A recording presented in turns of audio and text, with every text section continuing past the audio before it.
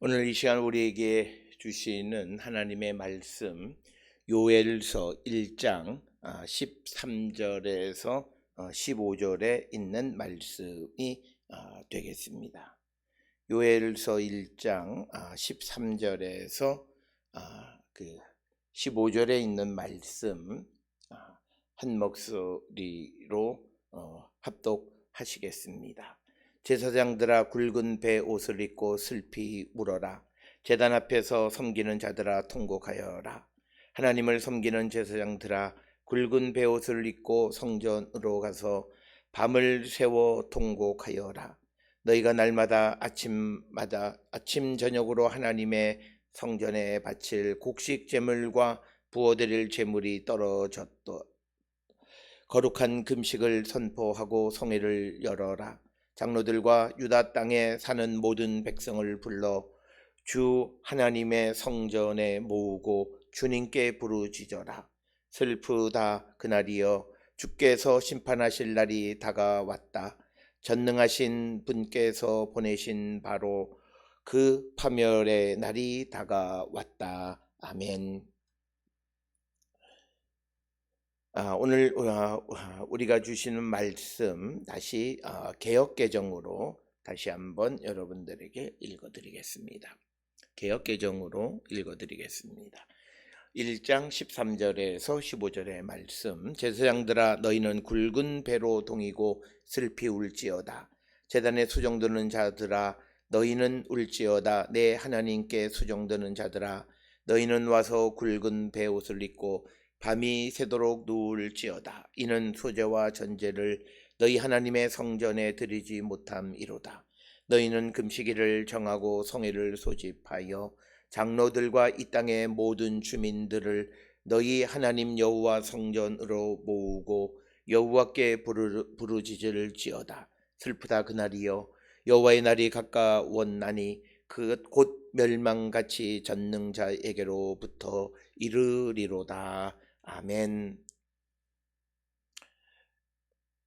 오늘 우리가 함께 읽은 요엘서 1장 13절로부터 15절에 있는 말씀은 이제 하나님을 떠나게 돼서 하나님의 심판을 받게 되면 모든 계층의 사람들에게 그 재앙이 임하게 돼서 처녀들뿐만 아니라 제사장들 그리고 농부들, 그들 모두가 슬피 우는 지경에 이르게 될 것임을 오늘 우리에게 말씀하고 있습니다.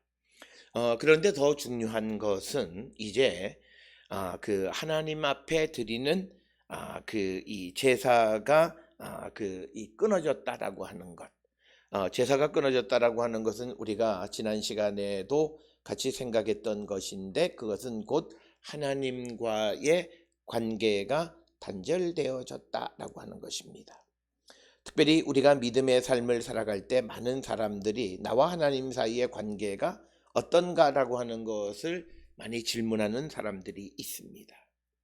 그런데 나와 하나님 사이의 관계를 잘 나타내는 것은 내가 하나님 앞에 예배하는 자인가라고 하는 거죠. 우리가 빈도수만 중요한 것이 아니라 질이 보장이 되려면 양적인 것도 어느 정도는 채워져야 한다라고 하는 거죠. 오늘 우리가 살고 있는 이 시대의 우리의 문제는 양을 채우지 못하면서, 그러니까 질적인 것만 주장하는데, 그런데 단 한 번 드리는 예배의 질이 정말 하나님이 원하는 수준에 가느냐, 그것도 아니다라고 하는 겁니다.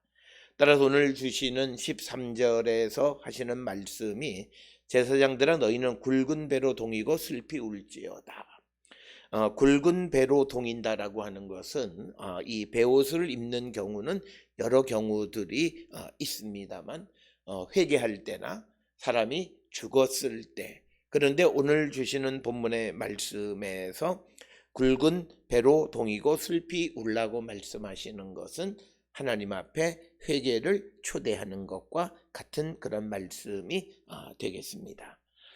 그래서 이스라엘 제사장들에게 굵은 배로 동이고 슬피 울라 이렇게 말씀하면서 또 제단에 수종드는 자들아 너희는 울지어다.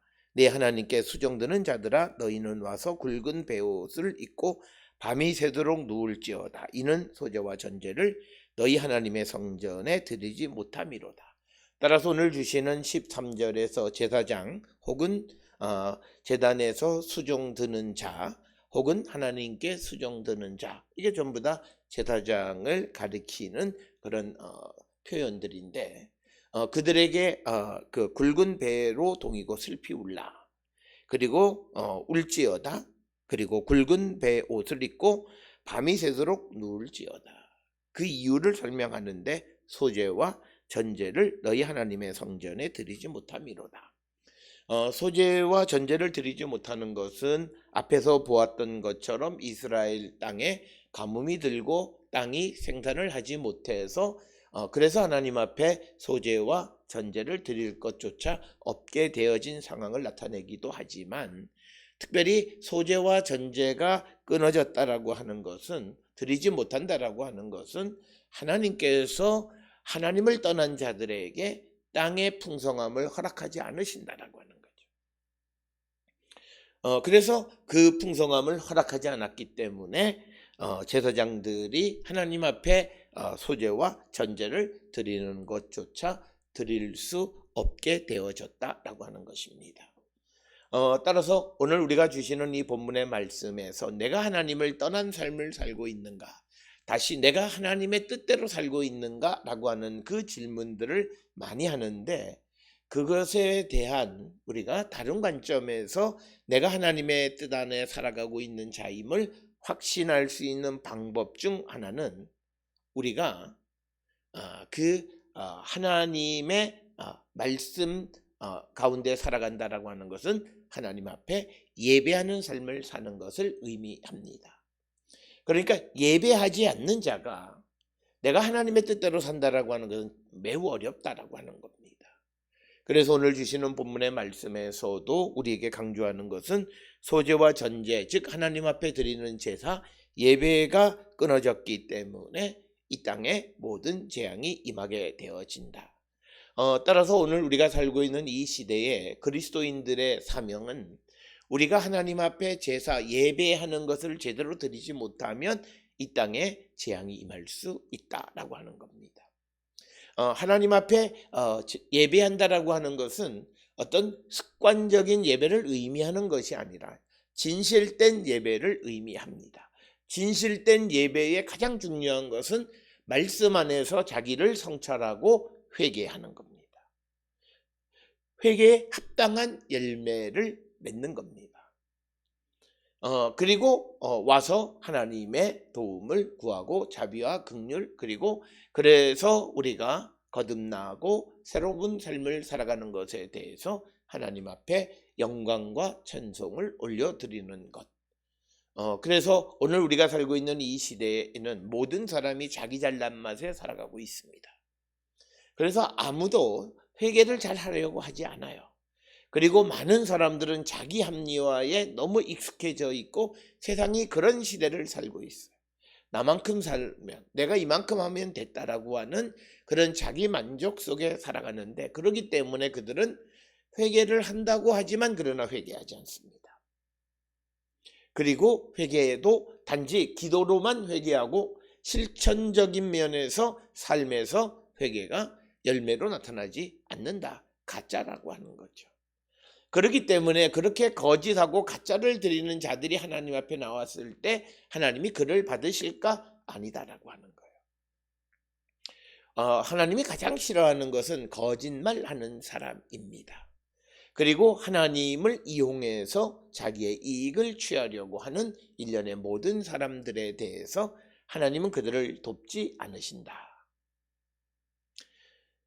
그래서 오늘 우리가 살고 있는 이 시대의 정치인들이 표를 얻기 위해서는 자기의 말을 손바닥 뒤집듯이 그렇게 쉽게 뒤집는 일들을 우리는 많이 보게 되는데, 우리는 그런 사람들이 어떤 융통성이 있다라고 하는 것이 아니라 그 사람은 이익과 자기의 목적을 위해서 수단과 방법을 가리지 않는 자이고, 그는 언제든지 하나님도 자기의 이익을 위해서는 버릴 수 있는 사람입니다. 그래서 누군가가 예배당에 10년 동안 가지 않다가 10년 후에 가는 이유가 있어요. 자기에게 이득이 되기 때문에 성경책 끼고 마치 신앙생활하고 하나님을 잘 섬기고 있다고 하나님 앞에 거짓말을 하고 하나님 무서운 줄 모르는 거죠. 그런 삶을 살아가는 자가 되면 안 된다라고 하는 거예요. 오늘 우리가 하나님 앞에 예배 드리는 것도 그 어떤 정치인의 그런 모습이 아니라 내 삶이 그런 모습이 되어서는 안 된다는 거예요. 하나님 앞에 나올 때 우리가 정말 겸손히 하나님 앞에 죄인의 모습으로 나와 하나님의 세워주시는 능력을 체험하고 힘을 얻고 가야 되는데, 오늘 우리는 하나님 앞에 뻣뻣하게, 그리고 마치 무슨 빚쟁이가 와서 무엇을 받을 권리가 있는 사람이 권리를 주장하듯이 하나님 앞에 등장하는 이들이 너무나 많다라고 하는 것입니다. 그렇기 때문에 하나님은 그 예배를 받지 않으시고 그 예배를 끊어버리신다라고 하는 것입니다. 오늘 우리가 이 땅을 살아가면서 코로나19가 우리 한국 교회에 준 가장 큰 그런 역할 중 하나는 정말 하나님을 사모하고 하나님을 사랑하는 자가 누구이고 정말 진실하게 예배드리기를 원하는 심령을 가진 자가 누구인가를 구별해 내신 거예요. 한 2년 그리고 앞으로 얼마나 더 갈지 모르지만 그런 어려운 시대가 되어지면서 점점 하나님을 사랑하지 않는 자들은 교회를 떠나게 될 것이고 하나님을 사랑하는 자들만 남게 되는데, 우리는 하나님을 사랑하지 않는 자가 예배에 나오고 하는 것, 그들이 어느 계기를 통해서 교회를 떠나는 것에 대해서 단지 그 영혼의 그 불쌍함 때문에 마음 아파하는 것은 가능하지만 다른 어떤 이유 때문에 마음 아파할 이유는 없다라고 하는 것입니다. 왜냐하면 그는 원래 그런 사람이었다라고 하는 것입니다. 따라서 오늘 주시는 본문의 제사장들이 굵은 배로 동이고 슬퍼하고, 그리고 하나님의 제단 앞에서 밤새도록 눕는 것은 소제와 전제가 성전에서 드리지 못하는 소제와 전제를 하나님이 받지 않으시고 드리지 못하는 상황을 만드신 거예요. 세상에 밭에 생산물을 많이 주시는 것은 하나님이 하시는 거예요. 그래서 하나님이 그 밭에 곡식의 소산을 넉넉하게 하지 않았기 때문에 결국 그들은 하나님 앞에 드릴 것이 없는데, 그것은 이제 그들이 가식적으로 하나님 앞에 나오면서 더 범죄하는 일을 행하는 것을 멈춰 세우시기 위해서는 그들이 제사를 드리지 못하게 하시는 거예요. 우리가 이것을 잘 생각을 해 봐야 되겠고, 한국 교회가 우리가 이 6.25 이후에는 우리가 먹고 사는 것이 어려웠을 때가 있습니다. 60년대, 70년대 그리고 80년대 중반까지는 그렇지만 이제 우리가 잘 살게 되어지면서 교회에서 밥을 나눠 먹는 것들이 갖는 실익과 손해를 따져보면 그것 때문에 많은 분쟁들이 생기고 억지로 교회를 섬기는 일들이 벌어지게 되고, 안 되니까 돈으로 그것을 대체하고, 정 안 되니까 그것을 이제 업체에 맡기는 일들이 속속 벌어지게 된다면 이제 우리가 섬길 수 있을 만큼 규모를 줄여야 된다는 거예요. 그래서 우리에게 2년여 동안에 지금까지도 교회가 교회 안에서 식사하는 것을 금하게 했고, 우리는 그것이 되어져야 한다고 막 부르짖지만 사실 그것이 갖는 나쁜 영향은 더 크다는 거예요. 그래서 하나님이 멈춰 세우셨으면 그것의 의미를 깨닫는 자가 되어야 한다라고 하는 겁니다. 과거 초기에는 우리가 밥을 먹고 사는 것, 밥을 나눔으로써 사랑을 나누었다면 이제는 영적으로 우리가 소통하면서 사랑을 나누는 그런 공동체가 되어야 그것이 업그레이드된 그런 공동체이다. 그래서 하나님은 경우에 따라서 예배도 멈추게 하시는 분이시다라고 하는 것, 그것이 갖는 영적인 의미가 무엇인지를 잘 깨달아야 된다. 그래서 이제 제사장들에게 14절에 너희는 금식일을 정하고 성회를 소집하여 장로들과 이 땅의 모든 주민들을 너희 하나님 여호와의 성전으로 모으고 여호와께 부르짖을지어다. 따라서 오늘 주시는 14절은 지금 겪고 있는 이 재앙의 문제를 해결하는 근본적 해결책을 기록하고 있는데, 그것은 하나님 앞에 부르짖으라. 그런데 하나님 앞에 부르짖는 것이 무엇을 해달라고 요청하는 부르짖음이 아니라 금식일을 정했다는 거죠. 금식일을 정했다는 것은 죄를 자복하는 겁니다.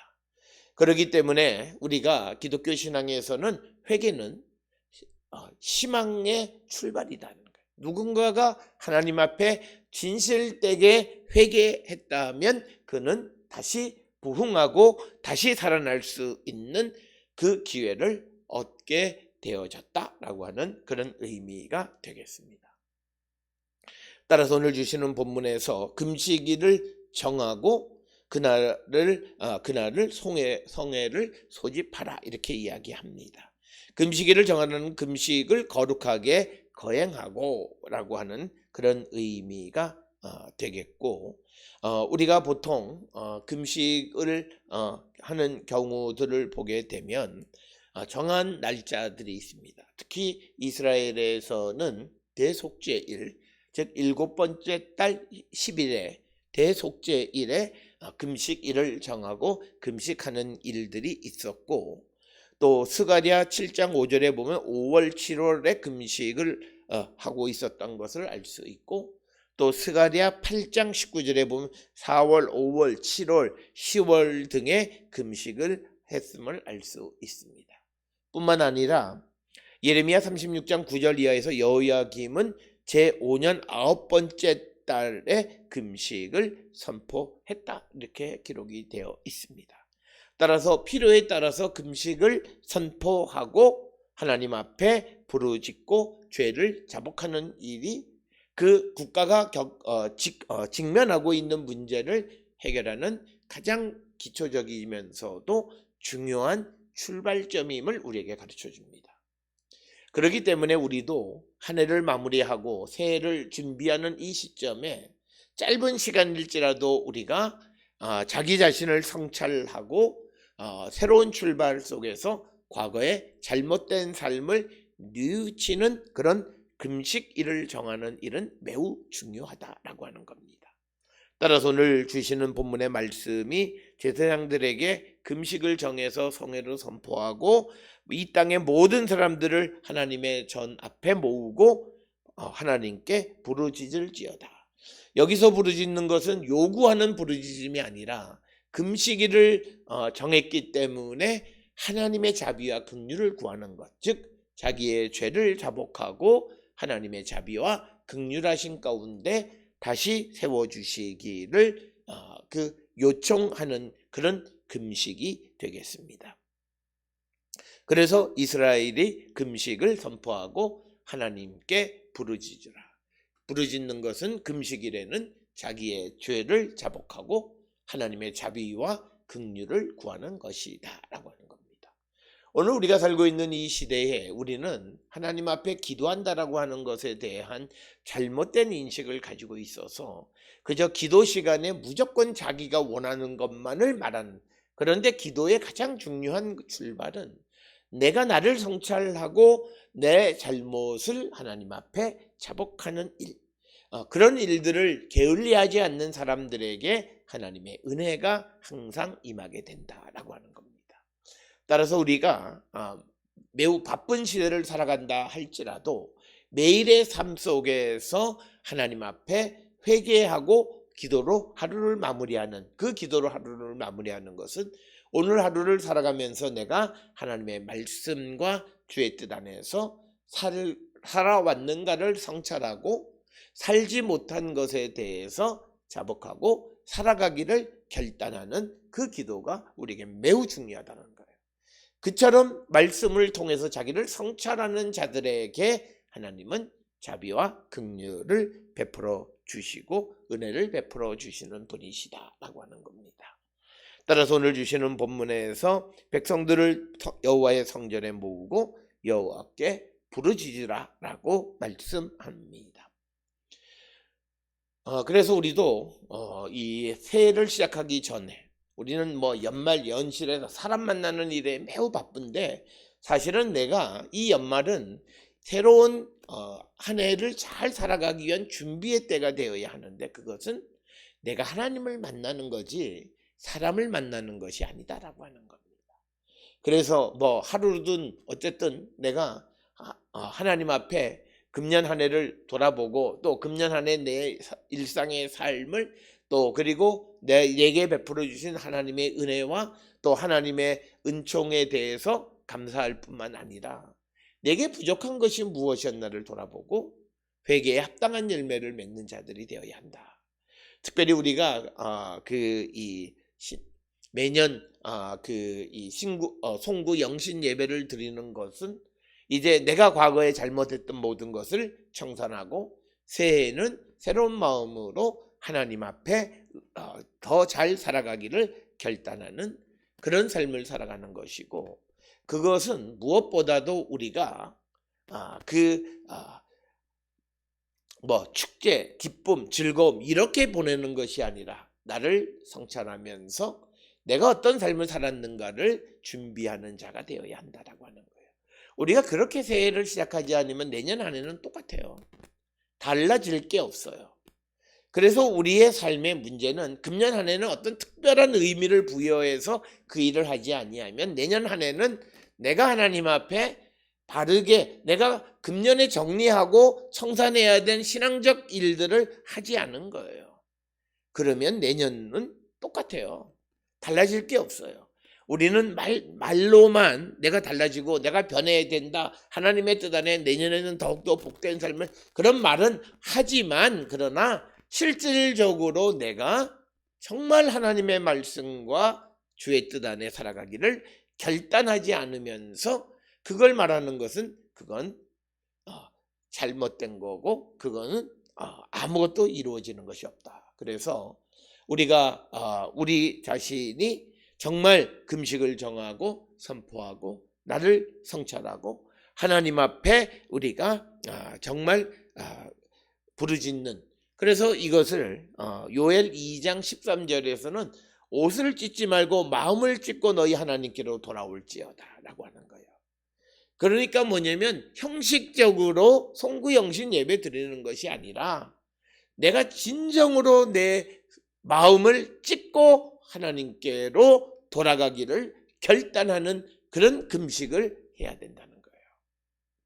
따라서 우리가 이제 2021년 그 한 해를 마무리하고 2022년 그 새해를 맞이하는 이 12월에 내가 해야 될 일이 무엇일까?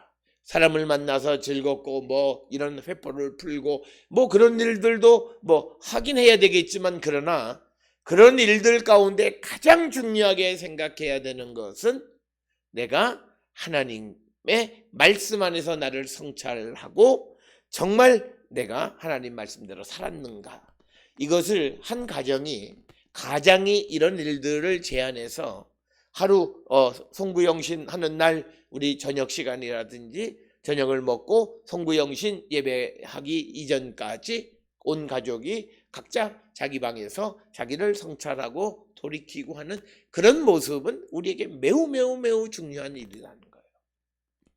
그런 일을 하지 않으면서 하나님의 은혜가 어떻고 또 내가 하나님께로 돌아가려고 하는데 잘 돌아가지 그거는 말뿐이에요. 왜 돌아가는 구체적 행동을 하지 않은 거예요. 하나님에게 돌아가기 위해서 내가 정성을 다하지 않고 간절하게 부르짖지 않았기 때문에 그는 역시 회개 금식일을 정하지도 않았을 뿐더러 하나님께로 돌아가고자 하는 것은 옷만 찢는 일이지 마음을 찢는 일은 아니고 그는 똑같은 일을 반복하는 거예요. 오늘 우리가 살고 있는 사람들 신앙생활하는 사람들 30년을 봐도 30년 동안 똑같아요. 그런데 그 원인은 딱 하나예요. 말뿐이지 마음을 찢고 주께로 돌아갈 마음이 1도 없어요. 그러니까 말로는 하나님께로 돌아간다 그러고 말로는 연말이 되면 뭐 새로운 한 해를 말하지만 실질적인 삶의 변화는 아무것도 없어요. 정말 하나님께로 돌아가고 싶은 마음이 없어요. 그렇게 살아가는 자들에게 하나님의 재앙이 임하면 그 다음엔 또 뭐 하나님 왜 내게 이러시냐라고 하는 그런 자기 자신을 보지 못하는 삶을 반복하게 된다라고 하는 것입니다.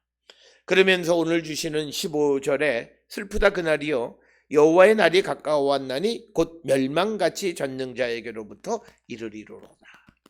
자, 우리가 회개하고 금식을 선포하고 하나님께 부르짖어야 되는 것은 그렇게 자기의 죄를 회개하지 아니하면 하나님께로부터 멸망의 날이 가까이 온다는 거예요. 이 말은 내가 이 한 해를 살아가는 것을 말씀 안에서 성찰하고 주께 부르짖고 주님의 도움으로 주께로 돌아가기를 결단하는 그런 간절한 것이 없으면 새해가 내게 희망이 아니라 하나님의 재앙이 임하는 해가 될 수도 있다는 거예요.